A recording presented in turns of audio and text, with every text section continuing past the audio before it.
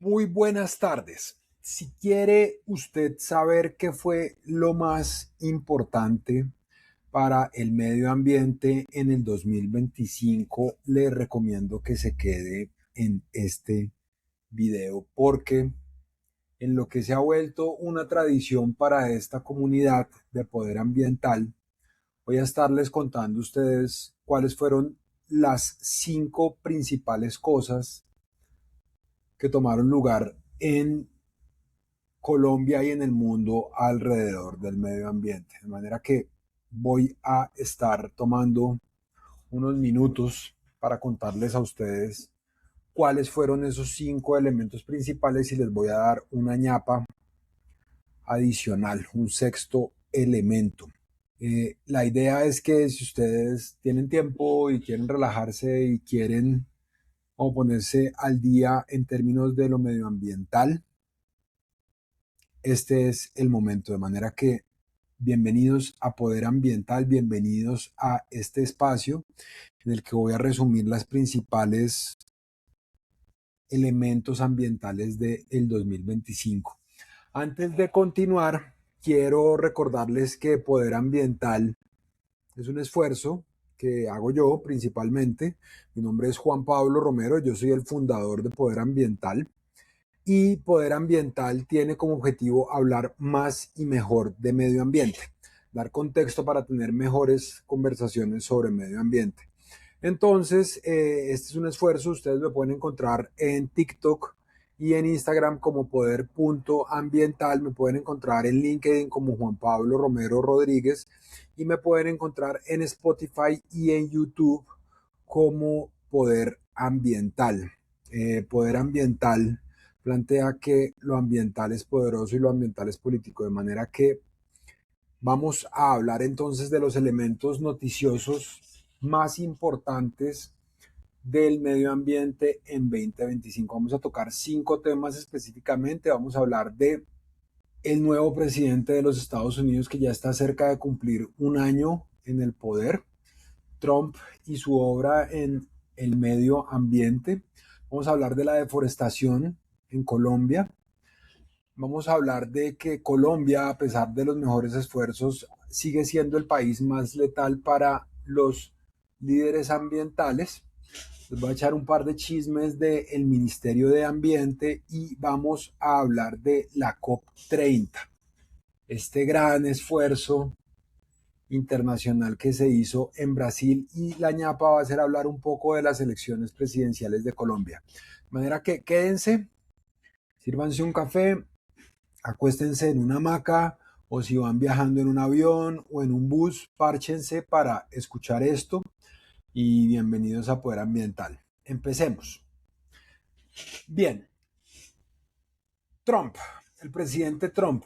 El presidente Trump se posesionó este año como presidente de los Estados Unidos después de haber ganado por una mayoría importante a Kamala Harris, la que fue la vicepresidenta de Joe Biden, y ganó como presidente de los Estados Unidos. Y en el discurso de inauguración del presidente Trump, él dijo que iba a haber una cosa que se llamaba el Drill Baby Drill, que es como taladrar baby, como taladra nena taladra. Eso tiene que ver con que los Estados Unidos va a sacar tanto petróleo como pueda de su subsuelo, porque quiere mover la máquina de la energía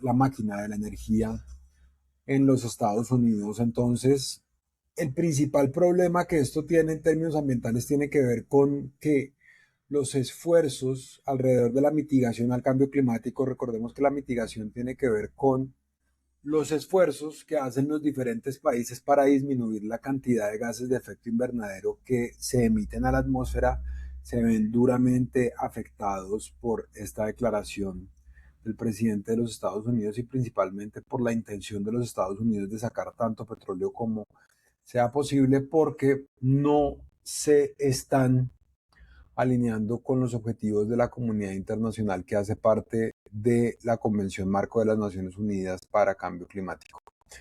Entonces, eso fue bastante grave y eso fue en el discurso de inauguración de él, es decir, cuando se posesionó.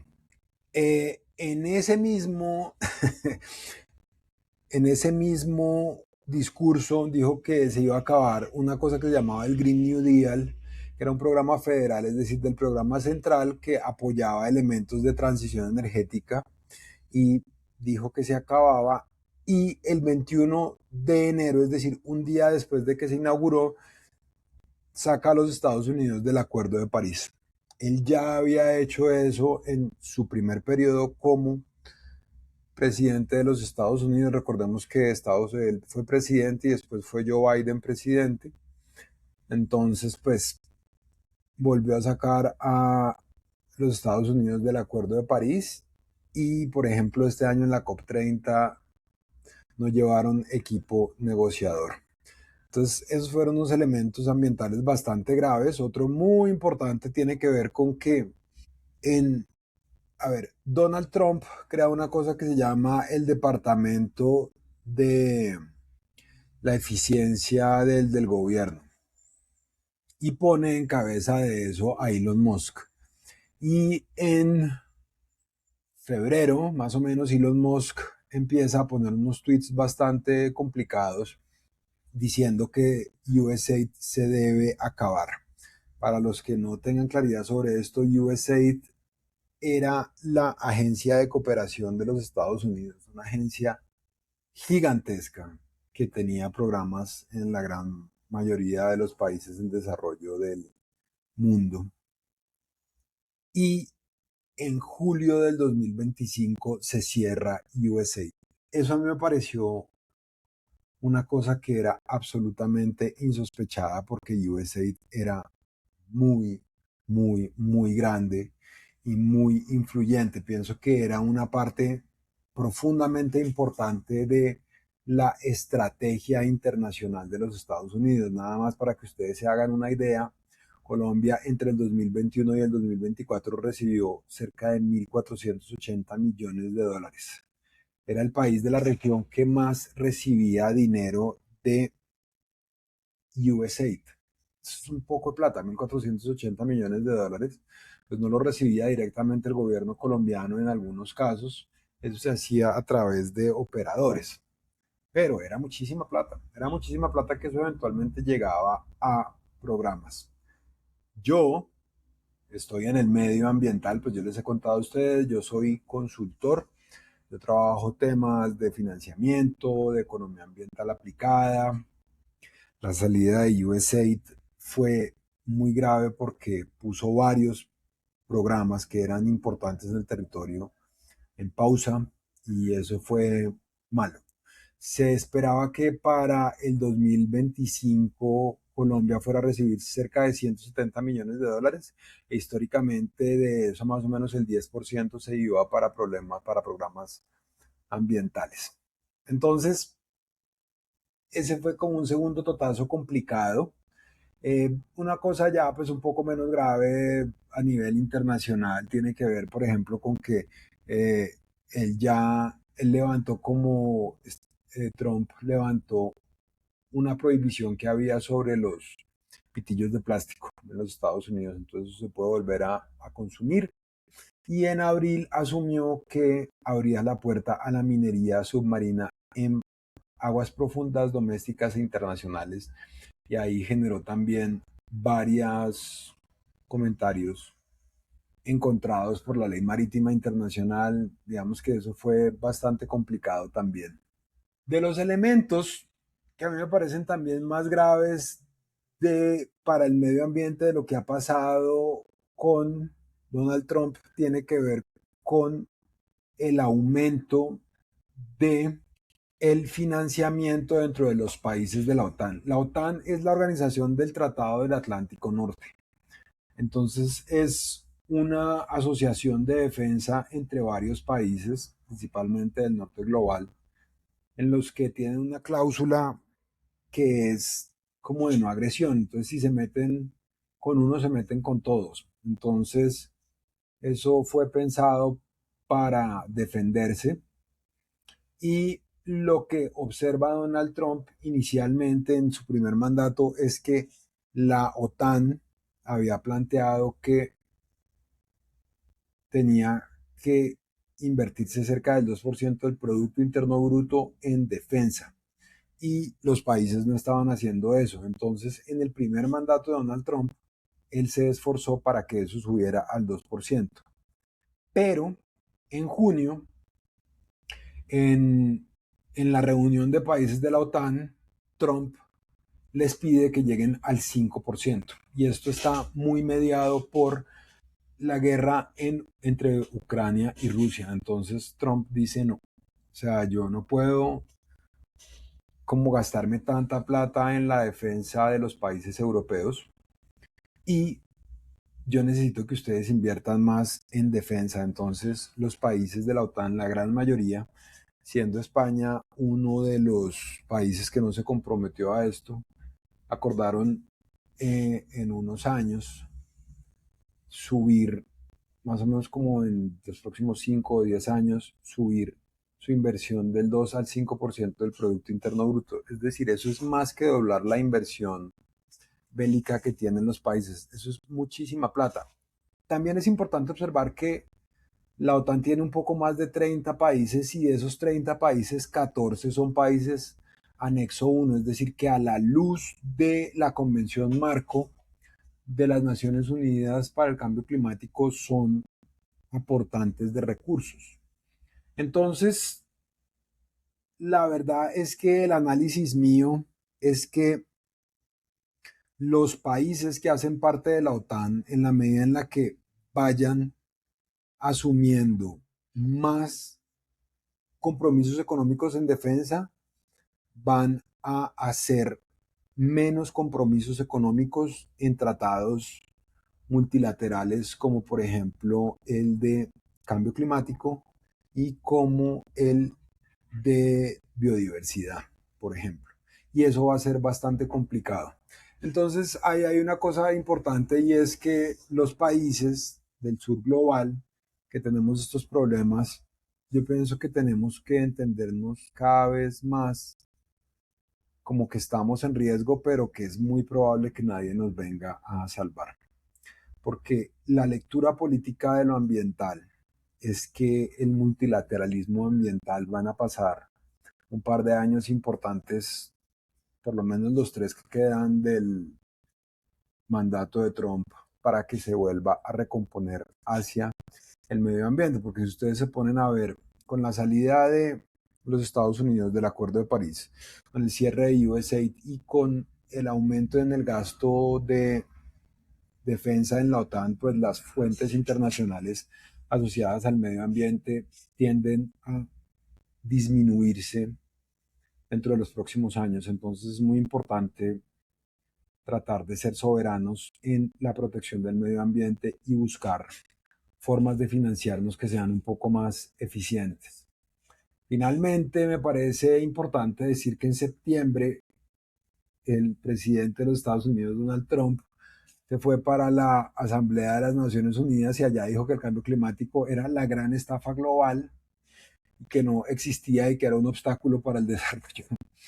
El hombre dijo eso, sí, entonces aquí es muy importante observar que hay un discurso que ha hecho como carrera en estos últimos años que tiene que ver con que el medio ambiente hace parte de lo que han llamado personas principalmente de extrema derecha una agenda globalista.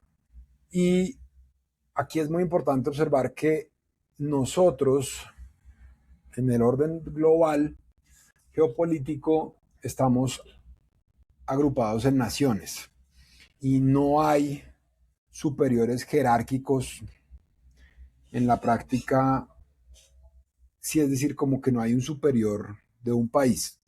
Hay otros países que pueden llegar a tener más fuerza que otros países, pero no hay superiores jerárquicos. Entonces, lo que se está planteando acá es que la agenda del cambio climático es una agenda globalista y que eso va en contra de las estructuras de los estados-nación y que le quita soberanía a los países. Eso está haciendo carrera. Javier Milei en Argentina habla de eso. Recientemente en Chile se posicionó un presidente también de derecha, que yo no conozco bien cuál es su posición frente al cambio climático, pero esa es como una agenda que se está trabajando. Entonces esos son como los puntos que ha planteado Trump alrededor del medio ambiente. Cuéntenme ustedes en los comentarios si están de acuerdo o no y qué opinan de esto de Trump. A mí me parece que esta fue la persona más importante en la agenda global a nivel ambiental durante el 2025. Bien, vamos ahora con el segundo tema, deforestación. La deforestación es uno de los problemas ambientales más graves de Colombia, si no el más grave.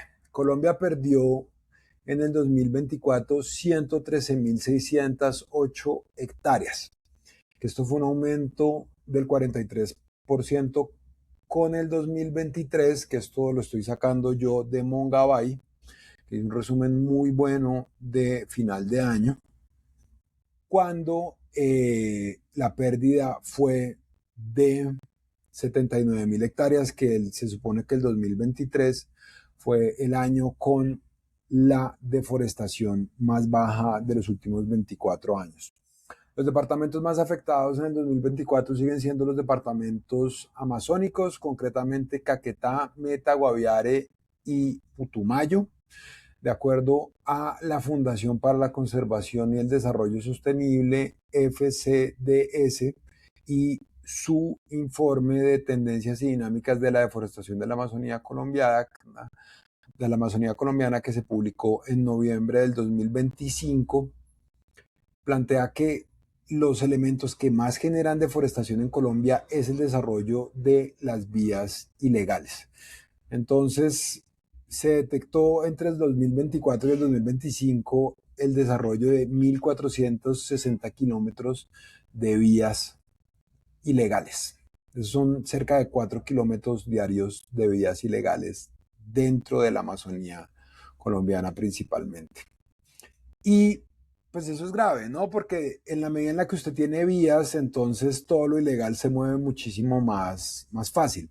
Y sí, es decir, las vías van en contra de esas figuras de conservación.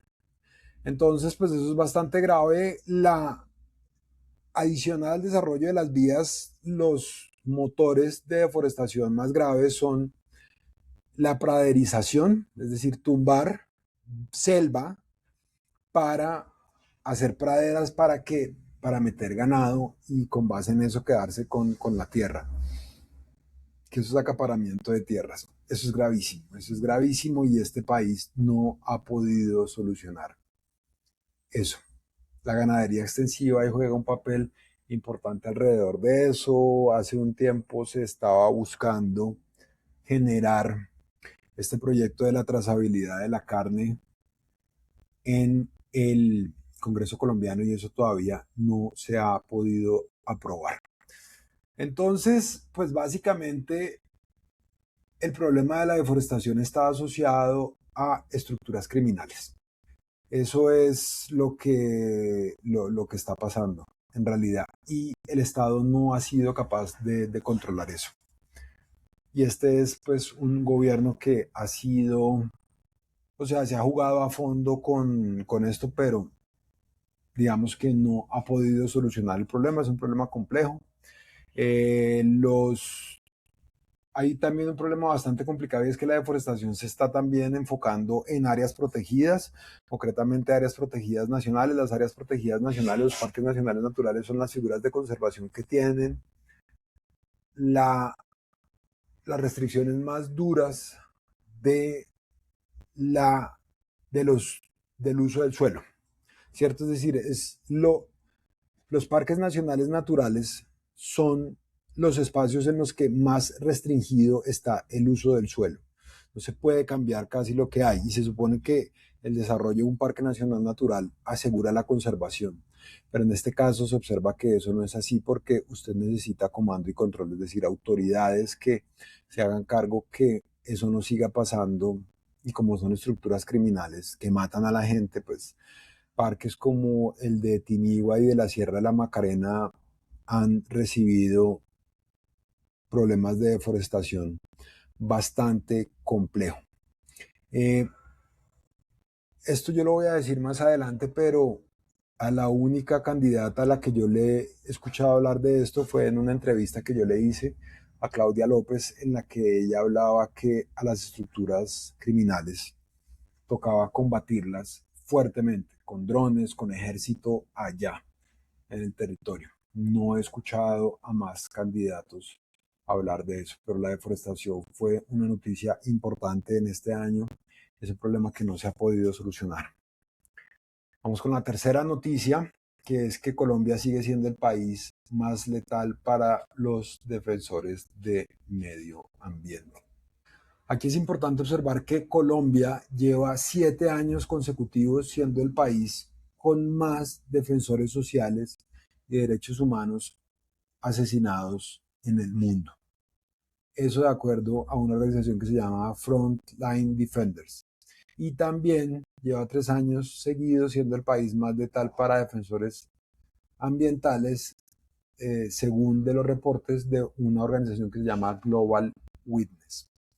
En el informe del 2024, Frontline Defenders reportó que en el país mataron 157 líderes sociales ambientales, de 324 que mataron en todo el mundo, en 32 países. Es decir, el 48% más o menos de los líderes ambientales que se matan en todo el mundo los matan aquí en Colombia. Supera casi 5 veces a México, que es el país que nos sigue, que tiene un 10% de los asesinatos de los países. A nosotros nos dijeron que el acuerdo de Escazú iba a solucionar este problema y no lo hizo.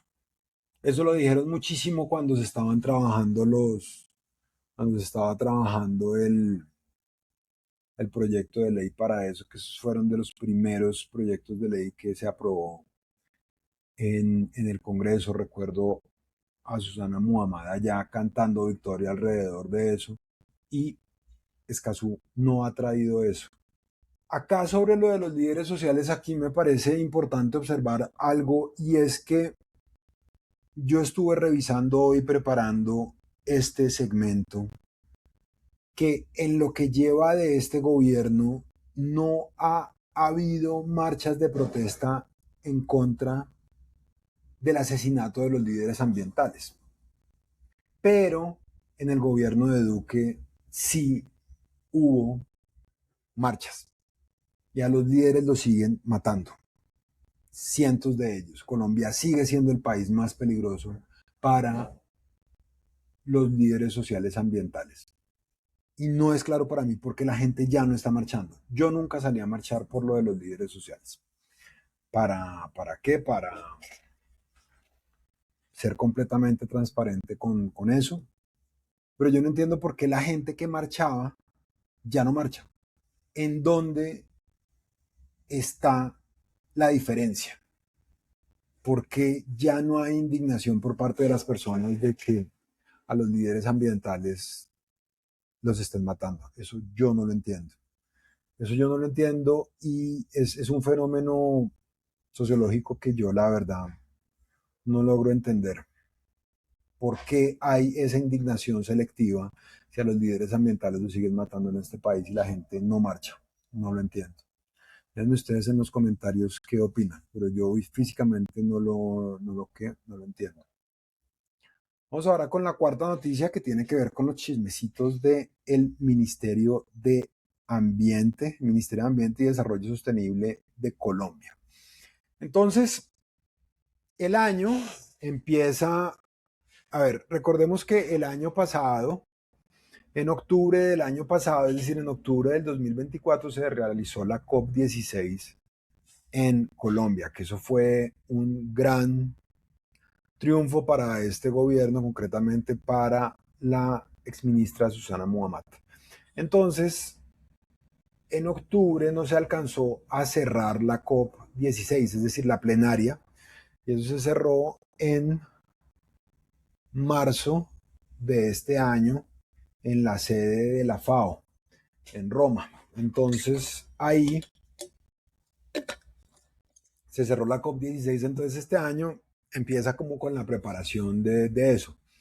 Pero en febrero, un chisme bastante importante, y es que en el primer Consejo de Ministros que fue televisado, la exministra de Ambiente, Susana Muhammad, le cantó la tabla al presidente Petro en televisión nacional y le dijo que ella no podía estar en el mismo gobierno en el que estuviera Armando Benedetti, porque ella era una mujer feminista y que adicional a eso no consideraba que el ministro del Interior, que hoy en día tiene unas facultades ad hoc del Ministerio de Ambiente por cuenta de la interinidad por cuenta del encargo de la actual ministra de Ambiente, Irene Vélez.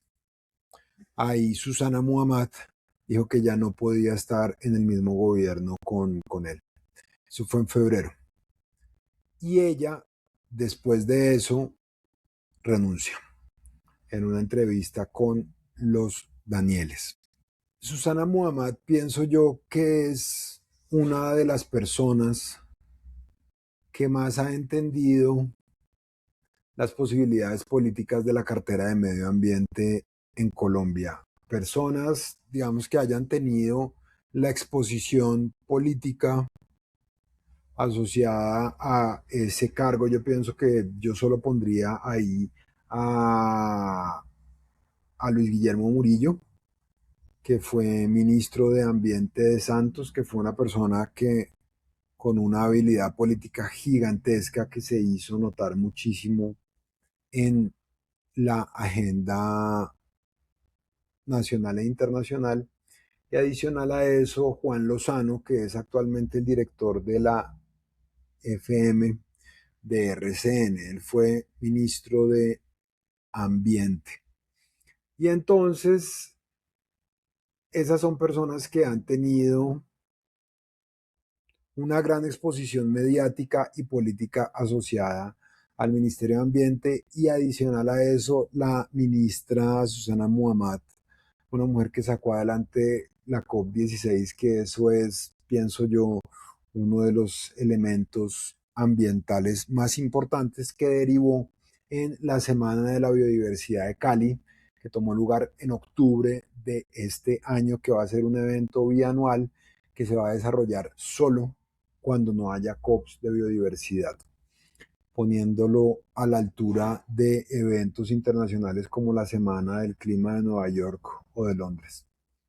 Esa es la obra de Susana Muhammad, pues no solo de ella, de varias personas, pero Susana Muhammad es una mujer que tiene un legado importante en el medio ambiente de Colombia. Ella después de eso fue candidata presidencial. Yo tuve la buena fortuna de poderla entrevistar en este canal. Si quieren, ustedes pueden buscar la entrevista de ella, si quieren, en YouTube o en Spotify. Ahí la encuentran. Y ahí hablamos de cómo ella entendía lo ambiental en su visión del medio ambiente. Entonces, esa fue ella. Ahí, y a ella la reemplaza Lena Estrada. Lena Estrada entra al ministerio en marzo. Lena Estrada es la primera mujer indígena que entra a ser cabeza de una cartera en Colombia, a dirigir un ministerio en Colombia. Entonces Lena Estrada entra en marzo con altas expectativas por ser una mujer indígena, pero también en una posición muy difícil porque tenía a las espaldas el legado de Susana Muhammad, pues que era una rockstar del medio ambiente, que tenía una gran cobertura mediática y que registraba muy bien. Entonces entra a llenar unos zapatos muy grandes, y adicional a eso, por esa época, antes de salir, la exministra Muhammad emite los lineamientos ambientales para la sabana de Bogotá, y esa fue ese fue un elemento de muy alta exposición mediática que cubrió Susana Muhammad ya no siendo ministra de Ambiente. Entonces esa fue como, pienso yo, como una gran primera intromisión, por decirlo así, de Susana Muhammad en un asunto que se supone que debería manejar Lena Estrada. Lena Estrada fue ministra más o menos entre marzo y agosto del 2025 y sale en, o sea, la sacaron, pues, o sea, la dejaron 6 meses en el cargo, que es bastante poquito. Y yo tuve la buena fortuna también de entrevistar a Lena Estrada acá en Poder Ambiental. Entonces, esa fue una entrevista bastante picantosa que muchas personas de el medio ambiental, yo las comenté con ellos en diferentes eventos que la habían escuchado. Entonces, a ver, ahí hay varias declaraciones que son bastante importantes. Ustedes pueden también buscar la entrevista de Elena Estrada en YouTube y en Spotify. Ella dice que a ella le sorprendió muchísimo ver lo que ella denominó como la captura institucional del Ministerio del Medio Ambiente y que eso lo administra en realidad como una oligarquía ambiental y las ONGs ambientales, nacionales e internacionales, que tienen muchísimo poder dentro del ministerio. Ella decía que eso le aterraba a ella muchísimo. Le parecía que faltaba autonomía ministerial. Ella en varias partes de la entrevista dice que ella no tuvo la libertad para conformar su equipo y para nombrar los viceministros, es decir, había 2 viceministros cuando Elena estaba de ministra y no se los permitieron cambiar. Y no le permitieron tampoco cambiar el secretario general que se hacía asignaciones presupuestales. Entonces, pues, esos eran los cargos que eran definidos por presidencia y eso gestionó muchísimo su capacidad de hacer como ministra. Ella plantea que hubo una persecución política y mediática desde el principio, plantea que hubo racismo y clasismo contra ella y que le sorprendió también la injerencia que tenía la cooperación internacional en el Ministerio de Ambiente. Que una parte importante como del aparato operativo del Ministerio de Ambiente estaba pagado por la cooperación internacional. Entonces que en algunos casos eso no respondía a los intereses del ministerio. Entonces, esas fueron declaraciones bastante complicadas y adicional a eso, ella dice que esto me pareció muy interesante de mi conversación con ella, y es que no se puede asumir que el Ministerio de Ambiente es por defecto, perdón, no se puede asumir que el movimiento indígena es por defecto de izquierda. El movimiento indígena, ella plantea que es un movimiento que es autónomo y que no se le puede encasillar dentro de un movimiento específico ni de izquierda ni de derecha. Entonces, esa fue como la idea de, como la historia de Lena Estrada como ministra de Ambiente. Acá me parece también importante observar que cuando Lena Estrada estuvo de ministra de Ambiente, hubo como un medio escándalo que tuvo que ver con lo que se denominó el cupo de aprovechamiento de chigüiros. Entonces el cupo de aprovechamiento de chigüiros era un proceso de reglamentación de una normativa que buscaba reglamentar la caza de chigüiros silvestres. Entonces, ¿por qué es esto importante? Porque la caza de chigüiros silvestres tenía la posibilidad de asignar cupos para una cantidad específica de individuos en una zona específica del país.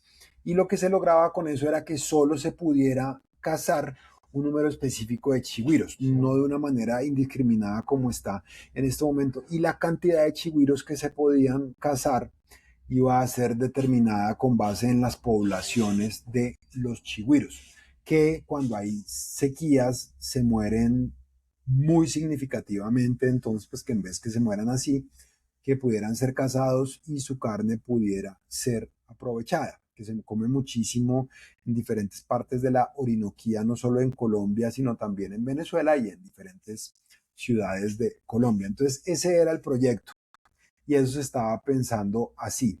Sin embargo, en junio sale una noticia de la revista Cambio y ahí el tema este tema de la reglamentación se empieza a ventilar. Después, este tema lo retoma una congresista que se llama Andrea Padilla, que ella es animalista, que tiene cerca de 88,000 seguidores en Instagram y entonces la mujer, su bandera política es el animalismo, entonces ella agarra este tema. Entonces, posterior a eso, entra el que se ha vuelto pues el azote de las causas, o sea, como el que se ha vuelto como uno de los comunicadores ambientales más eficientes de este país, que se llama Nicolás Ibargüen. Él ha sacado unos videos virales muy importantes alrededor de IKEA, la empresa de muebles, y el hombre sacó un video alrededor de lo de los chigüiros. Y eso corrió como pólvora, o sea, eso es un video que lo vieron más de 200,000 personas, se firmó una petición y todo eso, y entonces cuando esto se vuelve viral, el Ministerio de Ambiente ve una bola de nieve que se va cada vez agrandando y observa que como peligro político. Y entonces ahí la que era en ese momento la ministra de Ambiente, Elena Estrada, ella recula. Entonces agarra y corta este proceso que se venía llevando ahí en adelante. Y entonces ese era un proyecto que se venía trabajando hace muchísimos años bajo unos estudios muy estrictos que venía desarrollando el Instituto Humboldt hace diferentes años y porque el Ministerio de Ambiente no supo comunicar esto y adicional a eso no tuvo la valentía política de defender los procesos técnicos que estaba llevando, el país se retrocedió en esto. Entonces, cazar, es decir, autorizar la caza de chigüiros, yo entiendo que sea objetable para la causa animalista, pero esa medida tenía la posibilidad de funcionar bien para la gestión de la conservación de esta especie. Pero cuando llegan este totazo mediático, pues ahí se va a la borda todo este trabajo que se está haciendo.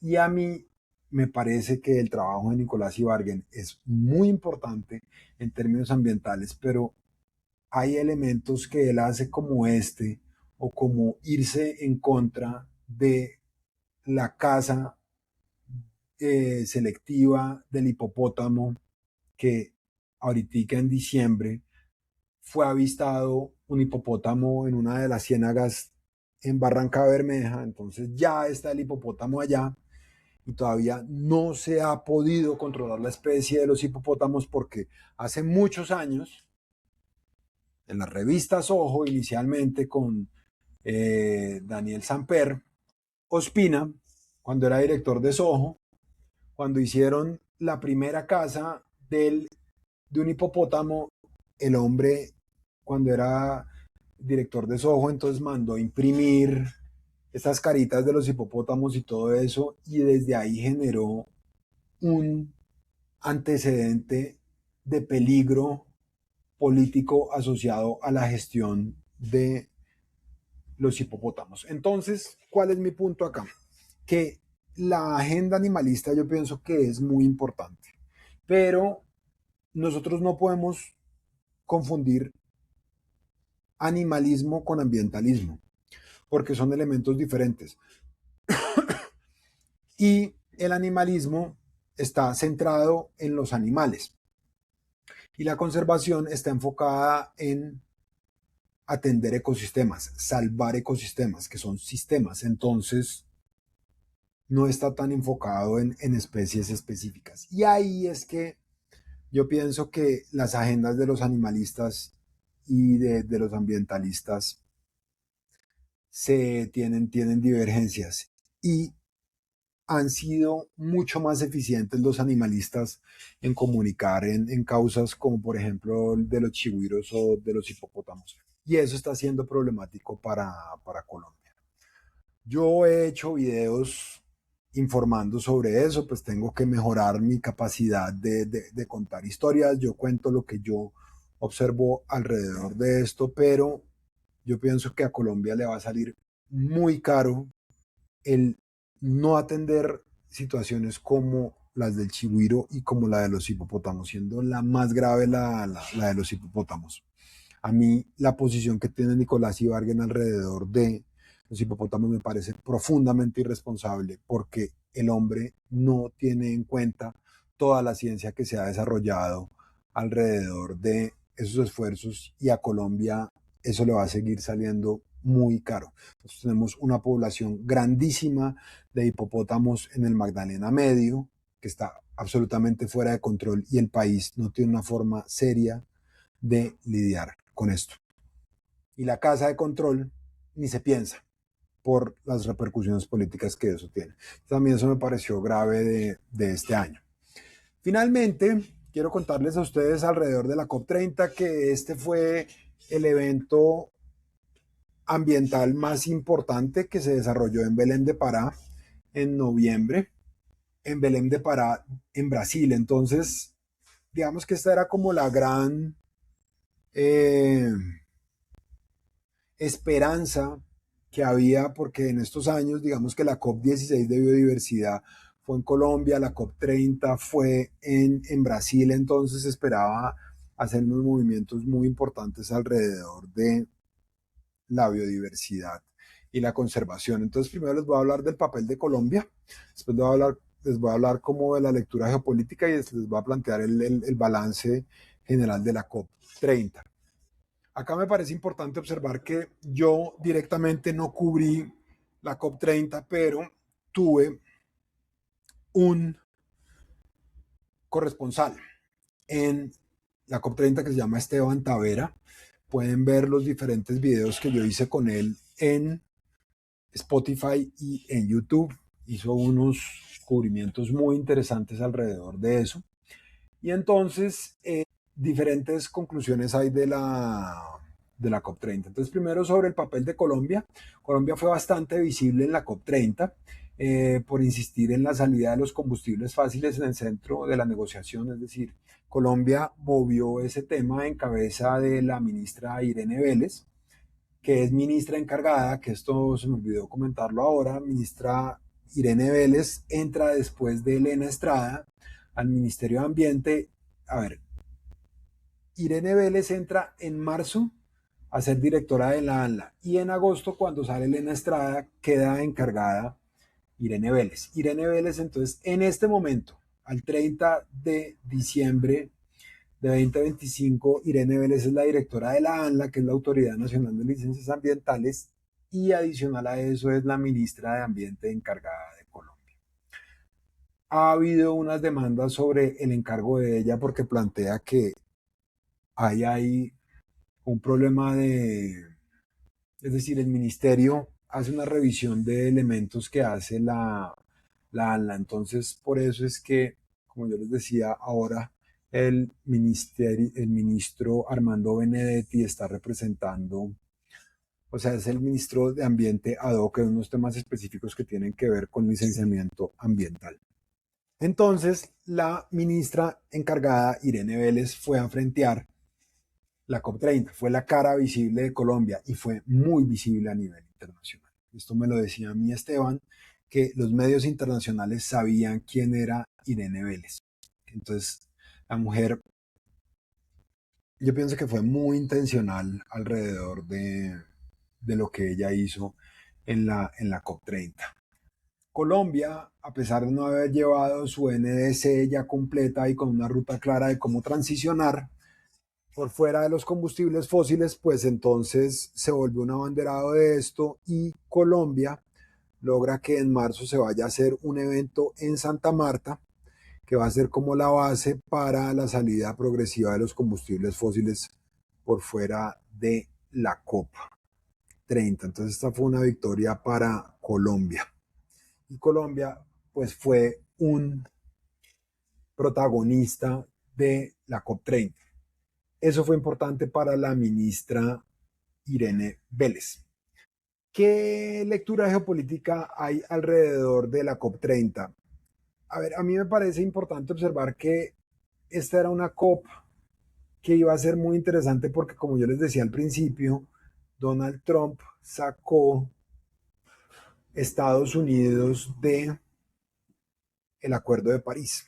Entonces, y no mandó delegación para negociar a los Estados Unidos allá a la COP 30. Entonces, era importante ver cuál iba a ser la dinámica geopolítica allá. Entonces, Brasil, primero que todo, pienso que movió bastante el tema, pero desde los BRICS.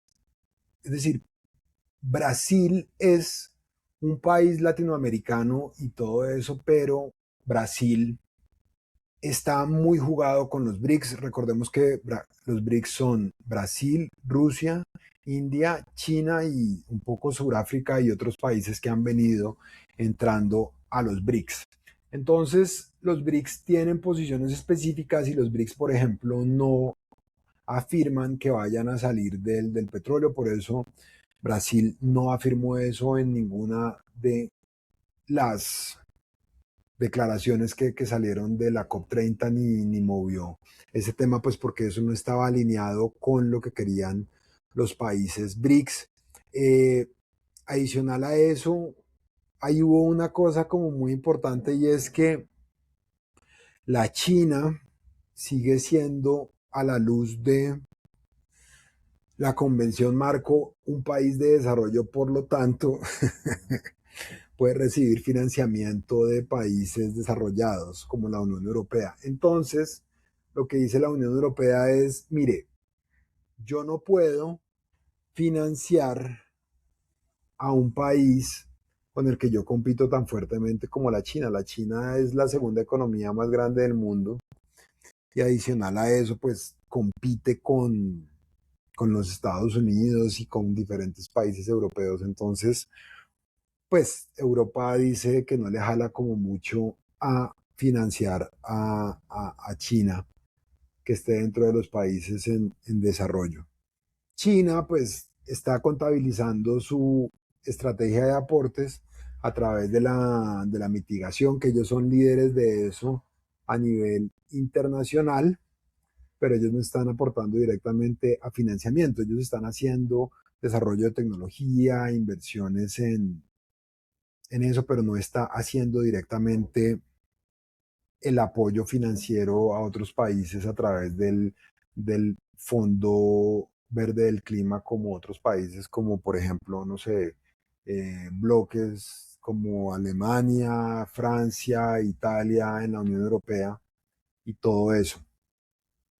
Entonces, eso fue importante. África trasladó la discusión de adaptación para una de las COP que se quiere hacer en Etiopía, que es más o menos como en 2 años, y allá quieren trabajar duro lo de adaptación. El balance general de la COP es relativamente sencillo, que no dejó claro lo de la salida de los combustibles fósiles. Eso ya no, eso pues, la realidad geopolítica no es fácil de, o sea, como yo les decía al principio, el presidente de los Estados Unidos, Donald Trump, está buscando que los Estados Unidos saquen la mayor cantidad de petróleo posible, de manera que no es fácil obviar esa realidad geopolítica y pensar entonces que el resto de países del mundo vayan a decir que sí, que todos menos los Estados Unidos van a sacar eso, siendo Estados Unidos el país más poderoso del mundo, y adicional a eso es que países como Brasil y Rusia pues son grandes productores de petróleo, entonces en este momento sus economías no pueden vivir por fuera del petróleo, inclusive pues la economía colombiana tampoco puede hacer eso. Entonces eso no quedó en la agenda final, ¿cierto? En la declaración final. No hubo avances estructurales en financiamiento, ¿cierto? No se revisó la meta global de financiamiento y pues no quedó definido ese elemento. Hubo anuncios paralelos de financiamiento, digamos que el fondo de bosques que sacó Brasil se movió muchísimo y esa fue una victoria de Brasil. Entonces eso estuvo moviendo bastante, pero no se avanzó así como muchísimo. Ahí sobre eso me parece muy importante observar que hay mucha gente que está diciendo que ese tipo de espacios como que ya se agotaron y yo no creo que eso sea verdad. Yo pienso que es muy importante que haya un espacio constante de negociación alrededor de la negociación sobre la mitigación y la adaptación al cambio climático. Nosotros tenemos los problemas que tenemos hasta el momento, pero tenemos un escenario en el que podemos hablar. Si nosotros no tenemos un escenario en el que nosotros podamos hablar, esto se va a complicar muchísimo, muchísimo, muchísimo, muchísimo, porque ya no vamos a tener cómo entendernos. Entonces, esa fue la COP30. Finalmente, mi ñapa tiene que ver con las elecciones presidenciales en Colombia y pienso yo que tiene que ver con cómo el debate de los diferentes candidatos y candidatas presidenciales en Colombia no tiene incluido estructuralmente el tema ambiental. Digamos que la agenda en este momento tiene que ver con la seguridad y con la economía, pero no se habla de medio ambiente. Lo único que ha sido como noticioso en términos ambientales ha tenido que ver con el fracking.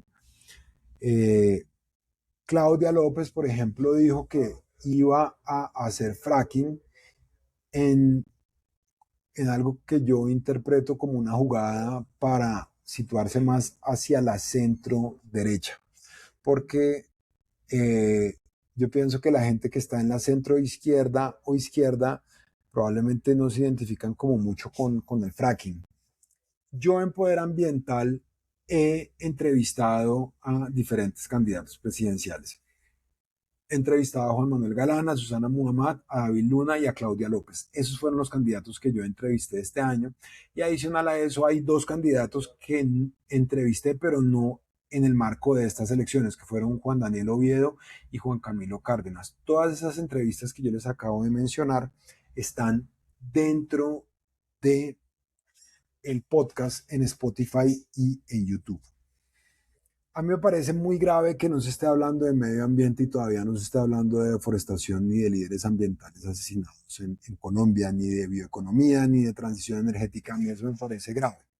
Grave porque significa que la gente no considera que eso es importante, pero queda tiempo antes de las elecciones. Entonces, lo que hay que hacer acá es mover el tema y preguntarle eso a los entrevistados. De manera que si ustedes conocen personas dentro de los equipos de prensa de los candidatos, me interesa hablar a mí con Abelardo de la Estrella, con Sergio Fajardo y con el candidato de la izquierda, el doctor Iván. Entonces, me parecería muy importante tener la posibilidad de hablar con ellos y con todos los otros candidatos que podamos.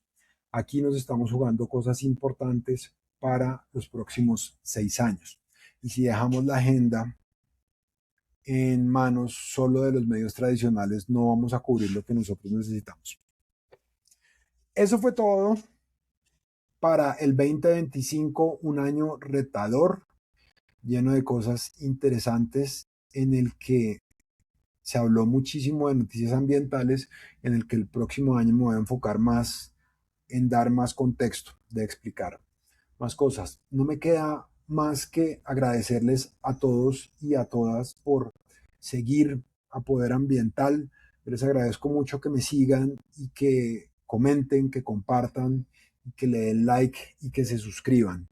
Poder Ambiental es un esfuerzo individual que yo hago porque creo en la importancia de hablar más y mejor de medio ambiente, de manera que ustedes me pueden ayudar a mí, pues probablemente haciendo donaciones y mirando la posibilidad de hacer colaboraciones institucionales, pero más importante de todo, suscribiéndose, dale like, compartiendo y comentando. Eso es muy importante.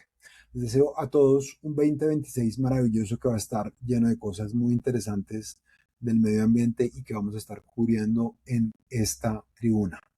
Les deseo un gran 2026 y recuerden, lo ambiental es poderoso, lo ambiental es político. Chao.